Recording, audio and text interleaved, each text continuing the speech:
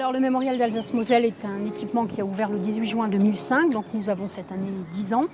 Et il raconte l'histoire de l'Alsace et de la Moselle entre 1870 et 1945, avec un focus sur la Seconde Guerre mondiale et principalement l'annexion des 3 départements au Troisième Reich.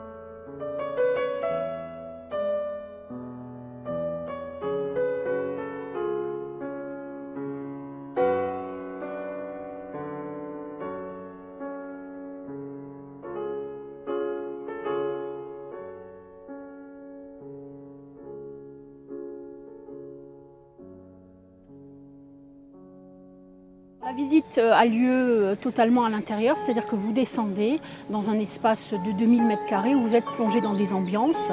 L'idée de la personne qui l'a conçu, de l'architecte scénographe, était de plonger le visiteur dans des ambiances différentes, parce qu'on sait que l'émotion qui va être suscitée par les décors, par les ambiances sonores, est un très bon vecteur de transmission de l'information.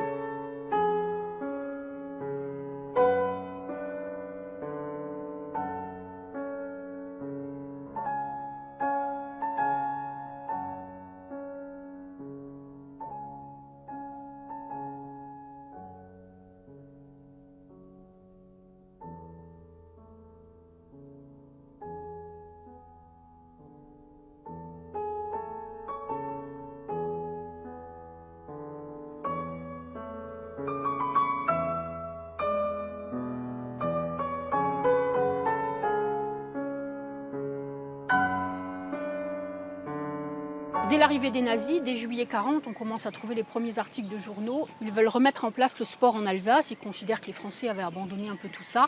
Et donc le sport renaît en Alsace, c'est le titre d'un article du mois de juillet 1940.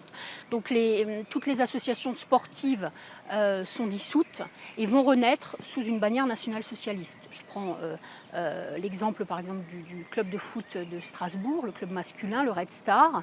Le Red Star va devenir l'équipe de foot de la SS. Et donc ils vont essayer de recruter les meilleurs joueurs pour pouvoir mettre en exergue la suprématie du sportif allemand. Donc le sport est fondamental et on a énormément d'images de sport, de tous les types de sport, et ça fait l'objet de nombreux articles et de photos dans le journal.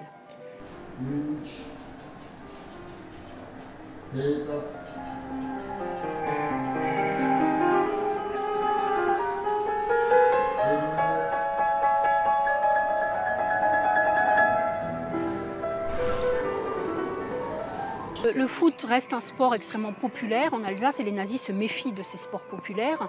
Et donc, par exemple, à Strasbourg, on a parfois des matchs avec 15 000 spectateurs qui sont absolument déchaînés et ils se laissent aller à des remarques, à des attitudes, à des comportements francophiles. Donc les nazis vont immédiatement sanctionner ce type de comportement, notamment par un internement au camp de Schirmeck-la-Brock. Donc ce camp ouvre le 2 août 1940 et il a pour vocation de redresser, puisque c'était un camp de redressement, des comportements qui ne convenaient pas aux nazis.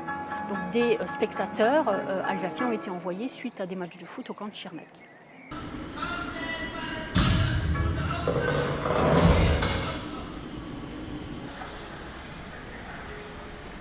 Alors on a fait beaucoup de recherches pour cette exposition sur le sport en Alsace.